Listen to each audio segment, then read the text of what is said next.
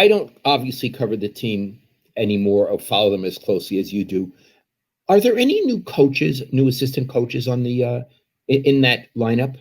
Absolutely. There's a new defensive backs coach. His name is Tony Oden. He came from the Dolphins. He replaces Joe Woods, who's now the defensive coordinator for the Browns.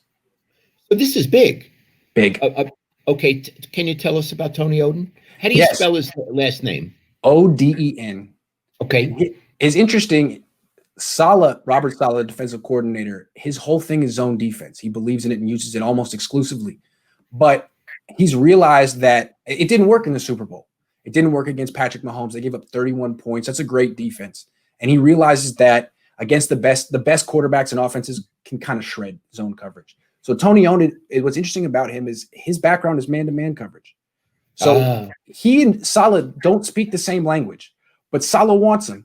And what I've noticed from Oden so far is obviously they're using more man-to-man coverage, which is interesting because it's not really what the cornerbacks do so well, but he's also tweaked other little things with the defense. Specifically, they're moving Richard Sherman around. It was just something it sounds small, but it's important. His whole career, he played on the left side of the defense. And the philosophy was he's great on that side. It'll shut down one side of the field. And he does. I mean, you see, people don't really test him very much, but they know where he is and they can game plan to go to the other side all day and have success. Now, you don't know where Richard Sherman's going to be before the snap, and the quarterback has to find him, be aware, be cognizant. And if he's not, he might throw an interception like Garoppolo's done a couple of times. So I think that's an interesting little wrinkle. During workouts, do you see Oden and Saleh talking to each other? No, I don't. I see Saleh talking to John Lynch. I see Saleh talking to Kyle Shanahan. I see Oden talking to the players. He wears a mask, which I think is smart. The coaches should be particularly vigilant against this thing. And he seems – I haven't gotten a real good sense for what his personality is like yet, but I liked the philosophical adjustments he's made to this defense. And it shows that Saleh and Shanahan are open-minded. Absolutely. They're open-minded. Have they made Oden available to the media on Zoom? No. Okay. Eventually, they probably will. Eventually, they probably will. I have a basic question. Sure. They are trying to include more man-to-man and a little less zone. Mm-hmm. Why can a good quarterback shred a zone? What is it about a zone? Yeah.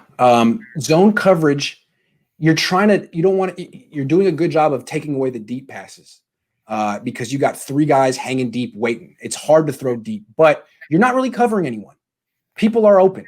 That no one's chasing anyone. You're allowing people to run through your defense, and a great quarterback with great receivers, everyone's going to be open, and they're gonna be able to execute 10-play drives. The idea is if you force them to throw short and you force them to have an 11-play drive, most offenses will have a drop or a false start or a sack, or there'll be some mistake and they'll stop themselves. But the Chiefs won't stop themselves.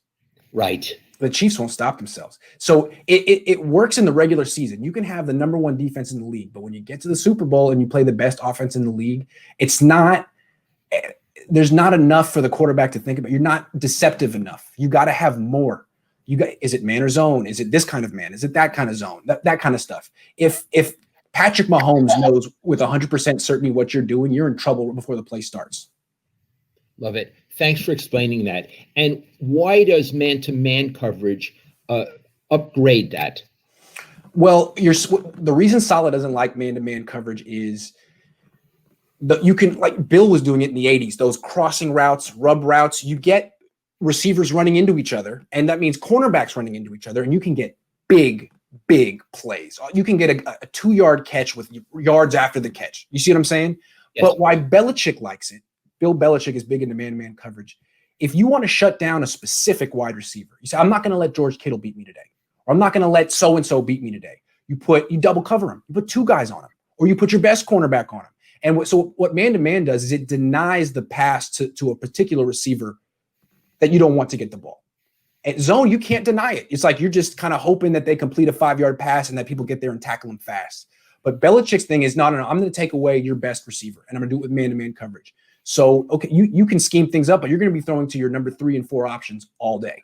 That's what man-to-man coverage can accomplish. Zone, it's like you can throw to whoever you want, but we're going to limit it to a 10-yard gain or an 8-yard gain. Got it. That's very interesting. So all credit to the 49ers for self-scouting. Self-scouting. Improve. The only question is, do they have the corners to pull it off? Because all these corners they acquired to play zone. They don't have any new guys this year. The one guy is Jason Verrett, who didn't play last year. When he was good in man-to-man coverage, but he's had like 11 career-ending injuries that he's trying to come back from. So we'll see.